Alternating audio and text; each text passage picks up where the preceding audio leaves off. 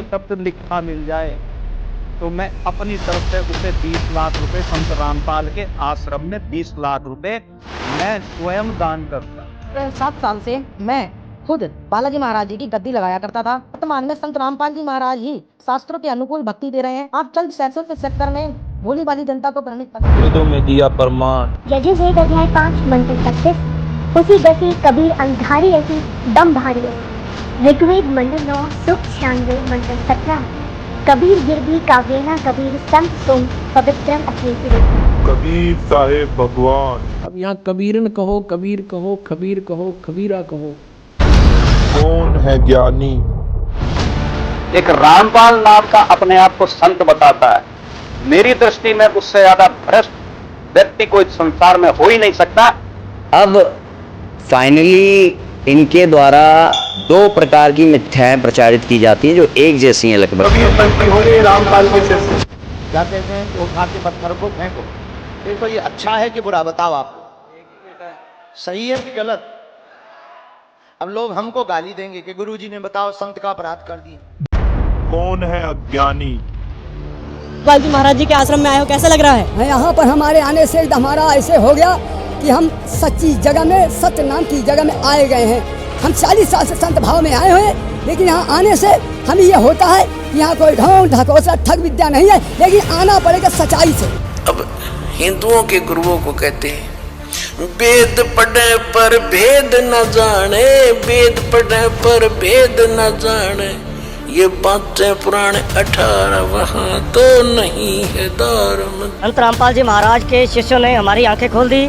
संत रामपाल जी महाराज देवी देवताओं की भक्ति छुड़ाते नहीं, बल्कि वो तो मंत्र जाप देते हैं। आज हमें पता चला कौन है ज्ञानी, कौन अज्ञानी। क्या संत रामपाल जी सिद्ध कर पाएंगे? नमस्कार दोस्तों, मैं रजनी व्लॉग्स में आप सभी का स्वागत है। दोस्तों आज हम अपने चैनल के माध्यम से एक बहुत बड़ा खुलासा करने जा रहे हैं। दोस्तों कौन है ज्ञानी और कौन है अज्ञानी, आखिर कैसे पता लगाएं? इस देश में संतों की भरमार है, कैसे पता करेगी ये भोली जनता ज्ञान और अज्ञान का, सही और गलत संत का? दोस्तों वो कहते हैं ना, हाथ कंगन को आरसी क्या, पढ़े लिखे को फारसी क्या। आज इस वीडियो के माध्यम से खुलासा करने जा रहे हैं ज्ञान और अज्ञान की। ज्ञानी वो जो ज्ञान को जाने, अज्ञानी वो जो प्रमाण न माने। आज इस वाक्य के माध्यम से आपको पता चल जाएगा कि ज्ञान और अज्ञान के बारे में कुछ संतों ने इतनी अज्ञानता फैला दी है कि वो जानकर भी समझने के लिए तैयार नहीं है और अपनी रोजी रोटी के लिए भोली जनता को फंसा रखा है। तो आज आप इस वीडियो के माध्यम से जान जाएंगे कि ज्ञान और अज्ञान के फर्क को। वो अरदासें कर रहा है, मुझे बचा लो, मुझे बचा लो। क्यों? क्योंकि वो अपने स्वरूप को भूल चुका है। वो अपने आप को एक छोटी मोटी चीज मान बैठा है जो एक्सपायरी डेट लेके बैठा हुआ है। इतनी तारीख को पैदा हुआ था, इतने को मर जाऊंगा। आत्मा अमर है, ये जो स्थूल शरीर है वो थोड़ी ना अमर है। इस विषय में तो गीता जी भी कहती है। गीता अध्याय 15 के श्लोक 16 में लिखा है कि ये शरीर नाशवान है, जीव आत्मा अविनाशी है। आत्मा का एक तिनका स्वरूप जो चेतन है, चेतन सत्ता है, और मृत्यु के बाद जो है परमात्मा रूपी प्रकाश में मिल जाएगी, उसका अस्तित्व खत्म हो जाएगा। और परमात्मा सत्ता में विलीन होने के बाद आत्मा का वजूद नष्ट हो जाता है, फिर आत्मा को कोई नहीं मार सकता। अब इस फर्जी की बात का खंडन हम कबीर सागर से करते हैं। देखिए कबीर सागर के अध्याय बोध सागर के पेज नंबर 157 में क्या लिखा हुआ है। वही कबीर सागर है ये, इसके हम आते हैं ज्ञान प्रकाश बोध सागर पे 57 नंबर पेज पे आते हैं। धर्मदास जी को परमात्मा सतलोक दिखाकर लाए। धर्मनी जो ऐसे चित कीना तजु तनु तजी चलो लोक प्रवीणा, यानी शरीर को छोड़ दो मेरे साथ चलो। राखे तन गोन ले हंसा, यानी तन को छोड़ दिया, हंसा यानी आत्मा को निकाल लिया था। पहुंचे जा कीले संसा, यानी यहाँ सभी किलो का यानी सभी संसाओं का नाश हो जाता है, वहां पहुंचे सतलोक में। जित देखे जगमग झलकाही, देखत चकित भये हिकमाही, यानी वहां जगमग जगमग हो रही है और वो धर्मदास जी चकित हो गए वहां देख करके। और करत कोलाहल मंगल चारा, शोभा अद्भुत अंग अपारा, यानी वहां पर जो है सभी मंगल यानी परमात्मा के गुण गा रहे हैं। और शोभा जो है बहुत ही, उनके अंगों की जो शोभा है बहुत ही अद्भुत है, यानी अंगों की जो शोभा है। हंसन शोभा कहा बताऊं, यानी हंस आत्मा, यानी हंस आत्मा की शोभा कहा बताऊं। कुछ एक प्रभाव सो वर्णों सुनाऊं, कुछ एक की बात तुम्हें बता देता हूं मैं। रतनमाल गिरिवी शोभित हंसा, यानी रतनमाल की तो उनकी गर्दनों पे माला है, शोभा है हंसा। और मणिमाल कीमी करो प्रशंसा। जगमग दे हंसन करही, अमर चीर बहु शोभा धरही, यानी वे जो उनकी जो देह है, शरीर है, हंसों का आत्मा को जगमग कर रहा है और अमर कपड़े पहन रहे हैं। अमर कपड़े बहुत शोभा कर रहे हैं। जिसके ऊपर परंपरा ही ना हो उसे काय का गुरु। गुरु के ऊपर भी गुरु होना चाहिए, वही गुरु परंपरा कहलाती है। और जहाँ गुरु सर्वोपरि अपने आप को ही सर्वमान्य कर दे कि हमसे ऊपर कोई नहीं है, हम ही सबके गुरु हैं, तो वहां से भाग लो। समझ लो कि यहाँ पे केवल और केवल पाखंड है, दूसरा कुछ नहीं है। अभी कली काल में एक ऐसा ही पंथ चल रहा है जिनके गुरुजी तो जेल में बंद हैं, लेकिन उनके जो कट्टर शिष्य हैं बहुत ही दिव्य हैं। इस गांव में भी होंगे भगवान की कृपा से, कबीर पंथी होंगे, रामपाल के शिष्य। उन गुरुजी के ऊपर कोई गुरु ही नहीं है, वे एक ही गुरु हैं। उनसे कुछ ऊपर कौन है? बोले हम ही हैं, एक तनु है वे। बोले सृष्टि जब से आरंभ हुई तब से हम ही हैं। तो भैया बड़ा विडंबना है, तो इसलिए बच के चलो। इसलिए हम आपको लक्षण बता रहे हैं कि पहले माथे पे तिलक देख लेना और उनसे पूछ लेना, महाराज जी आपके गुरु कौन है? तो वो हैं। उनके कौन है? तो वो हैं। जब आपको ऊपर 4-5 गुरु के नाम मिल जाए ना, तब सोचना कि हाँ सही बात है, ये अपने धर्म के गुरु हैं, तो उनके चरणों में लेट जाना, समझ लेना यही सच्चे गुरु हैं। तो इन महाशय को बता दें इस विषय में, क्योंकि गीता अध्याय 15 श्लोक 1 में स्पष्ट किया गया है कि पूर्ण गुरु अर्थात तत्वदर्शी संत वह है जो संसार रूपी उलटे लटके हुए वृक्ष के सभी विभागों को वेदों अनुसार बताता है कि मूल रूपी परमात्मा कौन है और उससे निकलने वाले तना, डार, शाखा, पत्ते आदि कौन है। साथ ही गुरु के लक्षण बताते हुए कबीर परमेश्वर ने कबीर सागर अध्याय जीव धर्म बोध के पृष्ठ 1960 में कहा है कि गुरु के लक्षण 4 बखाना। प्रथम वेद शास्त्र का ज्ञाता, दूजे हरि भक्ति मन कर्म वाणी, तीसरे समदृष्टि कर जानी, चौथे वेद विधि सब कर्मा, यह 4 गुरु गुण जानो मर्मा। पाल को पहले भी चुनौती दे चुका हूं, मैं आज फिर दोबारा से चुनौती देता हूं, आप सबके सामने चुनौती देता हूं कि यदि किसी वेद, शास्त्र, पुराण या किसी धर्म ग्रंथ, गीता, रामायण, इनमें कहीं भी अगर कबीर शब्द मिल जाए, कबीर शब्द लिखा मिल जाए, तो मैं अपनी तरफ से उसे 20 लाख रुपए, संत रामपाल के आश्रम में 20 लाख रुपए मैं स्वयं दान करूंगा। यजुर्वेद अध्याय 5 मंत्र 36, उसी गसी कबीर अंधारी ऐसी दम भारी ऐसी। ऋग्वेद मंडल 9 सुक्त 96 मंत्र 17 में कबीर गिरभी काव्येना कबीर संत सोम पवित्रम अत्येति। शास्त्रों को ना नकारते हुए कैसे अपने इष्ट के प्रति भक्ति करें, कैसे उसमें अनन्यता का भाव देखें। तो हे ब्रह्मा विष्णु महेश, भगवती और गणेश, मैं आप सबकी भक्ति इस रूप में करना चाहता हूँ, राम रूप में करना चाहता हूँ। मुझे आप सभी की भक्ति राम रूप में देने की कृपा करें और मस्त होकर के आप जो है भगवान की भक्ति करिए। क्या दिक्कत है? भगवान के सभी रूपों को भगवान माना और राम में आह्वान कर लिया उन सबका श्री राम के अंदर, और राम रूप में भक्ति करो। इसने जितनी भी ये सारी बातें अभी बोली है, ये सारी की सारी मन घड़ंत है, जिसका ना ही किसी वेदों में, गीता में, पुराण में कहीं भी कोई जिक्र नहीं है। लेकिन ये शिवांश नारायण द्विवेदी जैसे अज्ञानी लोग यही नहीं समझ पा रहे हैं कि हम बोलने क्या लग रहे हैं, लोगों को बताने क्या लग रहे हैं और वास्तव में शास्त्रों में लिखा क्या है। जबकि ये देखिए देवी भागवत महापुराण के 3 स्कंद के अध्याय 5 और श्लोक 4 में देखिए, यहाँ पे ब्रह्मा विष्णु शिव जी को जो सृष्टि रचनहार बताते हैं उनको अज्ञानी बताया गया है। ब्रह्मा विष्णु और शंकर ने अखिल जगत की रचना की है। ऐसा जो लोग अन्यथा बोलते हैं वे कुछ भी नहीं जानते। यही है 3 स्कंद अध्याय 5 में। यहाँ नीचे कहा है, हे अंबिके यदि आप सदा दया युक्त हो। अब इसके ही नीचे देखिए, इसने जो कहा था ना, भगवान माया के गुणों से रहित हैं, अनंत हैं, सृष्टि स्थिति तथा प्रलय के लिए रजोगुण, सतोगुण एवं तमोगुण, माया के 3 गुण उनकी इच्छा से उनके द्वारा स्वीकार किए गए हैं, इच्छा से। अब इसके इसी पॉइंट को देवी भागवत महापुराण में डिबंक किया है उसी अध्याय में। नीचे देखिए क्या लिखा है। यहाँ कहा है कि हे अंबिके यदि आप सदा दयालु चित्त वाली ना होती, यानी यहाँ शिव जी कह रहे हैं कि मैं तमोगुण युक्त है और ब्रह्मा रजोगुण संपन्न है और विष्णु सत्वगुण युक्त कैसे बनते। तो इससे भी स्पष्ट होता है तो ये ब्रह्मा विष्णु महेश को जो गुण दिए गए हैं वो देवी दुर्गा जी नहीं दिए हैं, क्योंकि ये उनकी संतानें हैं। आगे कहा है कि इस ब्रह्मांड की सृष्टि, स्थिति और संहार करने में आपके तीनों गुण सत्य, रज, तम ही सर्वदा समर्थ हैं। फिर भी आपने हम ब्रह्मा, विष्णु और शिव को क्रमशः इन तीनों कार्यों को संपन्न करने के लिए तीनों लोकों के कारण रूप में उत्पन्न किया है। तो यहाँ से स्पष्ट होता है दोस्तों कि देवी दुर्गा जी इन तीनों ब्रह्मा, विष्णु, महेश की माता जी। आपने वीडियो के माध्यम से इन संतों को देखा जो कोई प्रमाण देने के लिए भी तैयार नहीं है। इनके पास कोई प्रमाण है ही नहीं तो देंगे कहाँ से। तो देखिए, जो प्रमाण देते हैं उन्हें स्वीकार नहीं करते। तो ये साबित क्या करना चाहते हैं? ये संत रामपाल जी महाराज जी के ऊपर वीडियो बनाकर व्यूज बटोर रहे हैं, क्योंकि इनके पास ज्ञान तो है नहीं और ना ही प्रमाण दिखाते हैं। जब प्रमाण का नंबर आता है तो करते क्या है कि भाई रुक जाइए आप थोड़ी सी देर, हम प्रमाण नहीं, हमें प्रमाण नहीं चाहिए, बाद में बात करना। वे प्रमाण के ऊपर इस तरीके की बात करते हैं। ज्ञान की जब चर्चा करते हो तो भाई प्रमाण सहित करनी चाहिए। आप भी प्रमाण दिखाइए, उनके भी प्रमाण लीजिए, तब होता है ज्ञान चर्चा। ऐसे नहीं होता है कि जब प्रमाण का नंबर आता है तो कह देते हैं कि भाई नहीं, अभी नहीं, बाद में बात करेंगे इस बारे में। तो इनके पास कुछ भी नहीं है, सिर्फ ये संत रामपाल जी महाराज जी के नाम का फायदा उठा रहे हैं और अपने आप को चैनलों पे व्यूज की वजह से इनका नाम के लिए ये वीडियो बनाते हैं। देखिए, संत रामपाल जी का ज्ञान श्रेष्ठ है और वो प्रमाण सहित बात कर रहे हैं, तो इन्हें भी अपना प्रमाण दिखाना चाहिए। और देखिए होता क्या है, जब ज्ञान की आंधी आती है तो संत रामपाल जी के ज्ञान की आंधी आ गई है और इन संतों को इस बात का डर है कि कहीं हमारी दुकानें बंद ना हो जाए। लेकिन आजकल जो भोली भाली जनता है, पढ़ी लिखी है, आज नहीं तो कल ये समझ जाएगी। तब क्या होगा, इससे पहले ही आप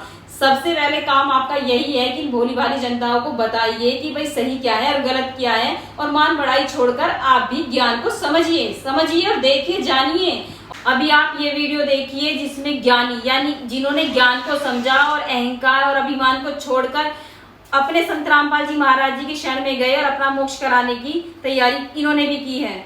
एक महात्मा जी ने नाम दे रखा था मेरे को, उन्हीं की सेवा करता था और उन्होंने एक मंत्र दे रखा था, तो उसी पे साधना करते रहते थे। मैं तो बाबा बन गया था और घर छोड़ दिया था मैंने 2000 में ही। फिर जो आपको विश्वास नहीं होता है तो मेरे को आप देख लीजिए, मैं भी आप ही के साथ था, आपके अखाड़े में था, आपके अखाड़े में मैंने काम किया और भक्ति तो विधि कोई थी नहीं। तो आज आप मेरे को वो शक्ल देख लीजिए, ये देख लीजिए कि पहले कैसा था और अब कैसा हूँ। इसीलिए मैं तो सबको यही कहूँगा कि अगर कल्याण चाहते हो, अगर कल्याण कराना, अगर मुक्ति धाम आपको चाहिए, मुक्ति धाम में जाना है, तो आप संत रामपाल जी महाराज के शरण में आएँ और इनसे नाम दीक्षा लेकर के अपना कल्याण करवाएं। नहीं तो यहाँ पे कोई चारा नहीं है, कहीं पे भी चारा नहीं है। मैंने सारा कुछ देख लिया शुरू से भी। और जो हमारे जो भाई हैं जो पहले अखाड़े के, अगर वो सुन रहे हो इस इंटरव्यू को, अगर देख रहे हो, तो उनसे भी मेरी प्रार्थना है कि आप लोग भी ये अपनी विदुता को छोड़ करके और संत रामपाल जी महाराज के शरण में आकर के आप नाम दीक्षा लो और नाम दीक्षा लेकर के अपना कल्याण करवाओ, और नहीं तो बहुत बुरी दिशा हो जाएगी इस देह की। सबको ये प्रार्थना करूंगा कि इतना ये लोग अलग अलग जो विभागों में बट गए हैं, जो मेरे शिष्य भी थे पहले, ठीक है, जो गुरु भाई थे और महंत थे, मैं सबसे मेरा ये अनुरोध है कि आप आकर के और संत रामपाल जी महाराज की शरण में आएँ और अपने नाम दीक्षा लें और अपना भक्ति करें और अपना कल्याण करवाएं। मैं तो आपसे ये प्रार्थना कर रहा हूं कि आप 1 महीना ये भक्ति साधना करें, आपको अच्छा लगे तो आगे बढ़ जाना। अगर आपको नहीं अच्छा लगता, आपको फ़ायदा नहीं हो इसमें, तो आप बेशक आप अपने वापस उसी अखाड़े के लिए लौट जाएं। क्यों कि मेरे को पता है कि 1 महीना का समय तो मैं आपको ज़्यादा कह रहा हूं। अगर आप ये 10 दिन भी इस साधना को करके देख लो, आपका नशा, आपकी जो गांजा, भांग, सिगरेट आदि वगैरह, इनका तो पता नहीं चलेगा। जैसे कि सूरज निकलता है तो रात का पता नहीं चलता कि वो किस दिशा को चली गई, इसकी जानकारी भी नहीं हो पाती कि रात है गई कहाँ। इसी प्रकार संत सतगुरु रामपाल जी महाराज से नाम दीक्षा लेकर के, और जब आदमी भक्ति करता है भगत अपनी, तो पता नहीं चलता उसको मेरे विकार कहाँ चले गए। उसे याद ही नहीं रहता कि मैं गांजा पीता था, कि सिगरेट पीता, तो पता ही नहीं पड़ता उसको। ऑटोमेटिक भगत जी अपने आप ही जो चला जाता है सब कुछ, कोई चीज़ बकाई नहीं बचती। सारा जो एमाल भरे होते हैं पूरे ऑटोमेटिक ही बाहर निकल जाते हैं। सबसे ही मेरा तो सबसे ये निवेदन है, प्रार्थना है सबसे, कि अगर मुक्ति चाहते हो तो अपने जो अहम को छोड़ करके और परमात्मा संत सतगुरु रामपाल जी महाराज के शरण में आप आ जाएं तो आपकी मुक्ति हो जाएगी। क्यों कि वैसे नहीं मानते आप मेरे को देख करके आ जाइए, क्योंकि मैं भी एक अखाड़े का गुरु पद पर बैठा था। मैं भी 40-50 नगाओं का महंत था, कई शिष्य भी मैंने बना रखे थे, और आज मैंने अपने शिष्यों को भी इस संत सतगुरु रामपाल जी महाराज के शरण में जोड़ दिए हैं। कुछ लोग तो आ गए हैं, और कुछ लोग कहते हैं कि हम पे गांजा नहीं छूटता है ना। कुछ लोगों को और समझा रहा हूँ, और जितने भी अगर हमारे जो हमको जानने वाले हैं, अगर मेरा इंटरव्यू सुन रहा हो, तो आप सबसे मेरा निवेदन है कि आप संत गुरु सतगुरु रामपाल जी महाराज के शरण में आकर और अपना कल्याण करवाएं और भक्ति करें। 7 साल से मैं खुद बालाजी महाराज जी की गद्दी लगाया करता था। वर्तमान में संत रामपाल जी महाराज ही शास्त्रों के अनुकूल भक्ति दे रहे हैं। आप चंद पैसों के चक्कर में भोली भाली जनता को भ्रमित। हाँ, दास भागवत कथा करता था और 500 के लगभग कथा हो चुकी है, लेकिन संत रामपाल जी महाराज जी का ज्ञान सुनकर के अंतरात्मा में ऐसा लगा कि अपना ज्ञान अधूरा है। हम लोगों को जो ज्ञान दे रहे हैं वो गलत तो नहीं है, लेकिन पूर्ण कंप्लीट नहीं है, क्योंकि अपने को पूर्ण ज्ञान नहीं है। हम सुनी सुनाई बातें लोगों को सुनाते थे। इससे अंतरात्मा में लगा कि हम धोखा दे रहे हैं, क्योंकि पूर्ण ज्ञान हमको है नहीं। जब तक पूर्ण संत नहीं मिलते, पूर्ण सद्गुरु की प्राप्ति नहीं होती, तब तक पूर्ण ज्ञान होता नहीं है। और हमें पूर्ण संत कोई मिले नहीं। जो मिले हैं, जिन्होंने जितना ज्ञान बताया उतना हम लोगों को सुनाते थे। अच्छा कार्य कर रहे हैं, लेकिन मेरी उनसे प्रार्थना है कि संत रामपाल जी महाराज जी के सत्संग को ज़रूर सुने, उनकी पुस्तकों को ज़रूर पढ़ें। आप जो कार्य कर रहे हो, आपका उद्देश्य तो सही है, क्योंकि मेरा भी वही उद्देश्य था, लेकिन मार्ग सही हमारे पास उपलब्ध है नहीं, सही विधि उसकी मालूम नहीं है, जिसके बारे में हमें पता नहीं। और हम जो बताने जा रहे हैं भगवान के विषय में, तो हमें पूरा ज्ञान होना चाहिए, नहीं तो हम दोषी माने जाएंगे। इसलिए दास ने जब सत्संग सुना रामपाल जी महाराज जी का, तो अपनी औकात का पता चल गया कि अपने को पूरा ज्ञान है नहीं। इसलिए दास ने उनको गुरु धारण करके ये बात महसूस की है कि पूर्ण संत धरती पे अगर कोई है तो जगत गुरु रामपाल जी महाराज जी हैं। उनका ज्ञान सच्चा है, प्रमाणित ज्ञान है। इसलिए सभी को उनका सत्संग सुनना चाहिए, पुस्तक में मिलान करना चाहिए, अपने धर्म शास्त्रों से मिलान करके ज़रूर निर्णय ले। ये जीवन अनमोल है और ये बार बार मिलता नहीं है। इसलिए सभी धर्म गुरुओं से भी, कथावाचकों से भी और सभी भक्तों से दास हाथ जोड़ के विनम्र प्रार्थना करता है कि मानुष जीवन सफल बनाने के लिए संत रामपाल जी महाराज जी का सत्संग सुने और उनके पुस्तकों को ज़रूर पढ़ें। शुरू में तो आपको समझ में नहीं आएगा, क्योंकि पहले हमने जो ज्ञान सुन रखा है वो ज्ञान के आधार पर ये ज्ञान उल्टा लगता है, लेकिन बार बार जब सुनेंगे तो फिर ये ज्ञान सही है ऐसा आपको भी समझ में आएगा। नमस्ते जी, नारायण हरि। संत रामपाल जी महाराज जी के आश्रम में आए हो, कैसा लग रहा है? यहाँ पर हमारे आने से हमारा ऐसे हो गया कि हम सच्ची जगह में, सत्य नाम की जगह में आए गए हैं। हम 40 साल से संत भाव में आए हुए हैं, लेकिन यहाँ आने से हमें ये होता है कि यहाँ कोई ढोंग ढकोसला ठग विद्या नहीं है, लेकिन आना पड़ेगा सच्चाई से। निर्मल जन मन सो मोहि पाव, मोहि कपट सर छिद्र न भाव। जब हृदय शुद्ध हो जाएगा, जब इस जगह में आ सकते हैं। हर आश्रमों में कहीं भी जाएंगे, कोई ना कोई कुछ ना कुछ दिखावा है, लेकिन यहाँ पे कोई दिखावा नहीं है, कोई लेन देन का चक्कर नहीं है। यहाँ पर स्वयं नारायण जी का वास है। ये हम सत आज वाणी बोल रहे हैं। कोई भी महात्मा कहीं भी हमारी वाणी सुनते हो, हम भी और जगह से नामदान ले रखे हैं। देखिए, ये भी तो संत थे जिन्होंने काफी दिन से भक्ति कर रहे थे, लेकिन इन्हें जब ये पता चला कि सही और गलत के बारे में, इन्होंने अपने समाज, दुनिया और अहंकार को आड़े नहीं आने दिया। इन्होंने अपने मोक्ष के लिए संत रामपाल जी महाराज जी की शरण ग्रहण की और आज अपने मोक्ष की तैयारी कर ली है। तो आप भी देखिए, आप भी पीछे मत हटिए, अहंकार को आड़े नहीं आने दिए। ना दुनिया और समाज ही हमारे कभी किसी काम नहीं आती है, हमें अपना मोक्ष कराना है। अभी हम वही बात दोहराएंगे जो हमने पहले बोला था कि भाई ज्ञानी वो जो ज्ञान को जाने, अज्ञानी वो जो प्रमाण न माने। प्रमाण देखकर भी जो नहीं मान रहे हैं, तो उन्हें बताइए क्या समझाएं। इससे सिद्ध होता है कि ज्ञानी कौन है और अज्ञानी कौन है। आज पृथ्वी पर एकमात्र संत रामपाल जी महाराज जी हैं जो प्रमाण सहित बात करते हैं। तो अब आप ही देखिए कि प्रमाण सहित जो बात कर रहे हैं वो सही है या जिनके पास प्रमाण नहीं है वो सही है। तो आपको अपने आप फैसला करना है कि सही और गलत का। देखो, इन्होंने अपने संत मत को छोड़ दिया, इन्होंने अपने अहंकार आड़े नहीं आने दिया। इनके काफी सेवादार थे जिन्हें इन्होंने उन्हें छोड़ा है। और देखिए, ये फिर भी अपने अहंकार को आड़े ना आते हुए संत रामपाल जी महाराज जी से दीक्षा ली।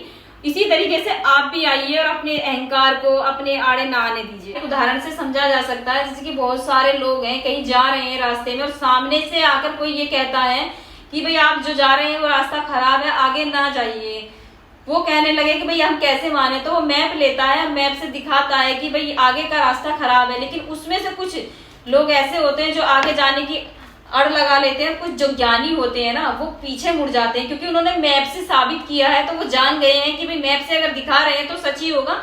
तो ज्ञानी लोग तो पीछे मुड़ जाते हैं और अज्ञानी लोग अड़ जाते हैं और अपना समय खराब करते हैं। तो इसी तरीके से जो ज्ञानी है, जैसे कि अभी हमने जो आपको वीडियो दिखाई है, अगर ये ज्ञान समझें तो देखिए, ये ज्ञान समझेंगे तो सभी भोली भाली जनताओं को भी ये ज्ञान से प्रमाणित करेंगे और अपने साथ उनको भी ज्ञान समझाएंगे और देखिए कहेंगे कि भाई आप सही रास्ते पर चलिए। और जैसे कि अभी आपने देखा है कि भाई ये ज्ञान प्रमाण सब देखने के बाद भी अज्ञानी बने हुए हैं, तो अब इनका कुछ नहीं होने वाला है। रामपाल जी महाराज जी तो प्रमाण दे रहे हैं।